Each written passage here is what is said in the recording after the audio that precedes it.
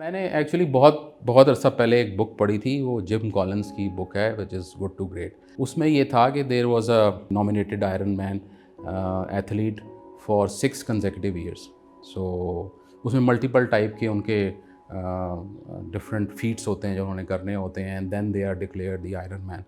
So he used to do this exercise every day, and he because he wanted to be thin and lean with the lowest possible fat, and most of his body had to be muscle. तो वो अपनी run से पहले वो cheese खाता था, cottage cheese, because it is very rich in protein and low in fat. तो वो खाने से पहले ही use to rinse that cheese. So basically कि जो उसके ऊपर एक्स्ट्रा फैट है वो भी निकल जाए, and he would only have protein. So that is actually the kind of, you can say, the attention to detail and the discipline. जो excellence है basically. Excellence is basically delivering something over and over again repeatedly. So through discipline you can achieve that excellence. मैं तो अपनी teams को भी, young engineers को भी जो हमारे पास आते हैं, I tell them that there is a graveyard of talented lazy people everywhere.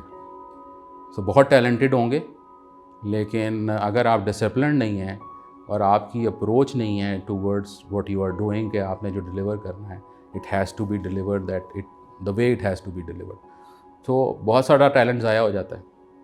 और वो हर्षा भोगले जो है वो ही सेड के Sachin Tendulkar was not a very talented player, but if you go out and at 5 AM in the morning he would be in the nets and practicing his cover shot day in and day out.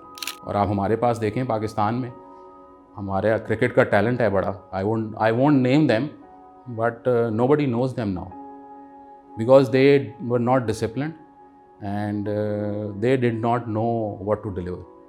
So I think talent जो है ना वो आपके लिए सिर्फ एक door तो ज़रूर ओपन कर देता है फर्स्ट टाइम, बट वो जो आपने एक long race you need to, ये तो जॉब जो है या आप काम कर रहे हैं, it is not a 100 yard dash, it's basically a marathon है ये।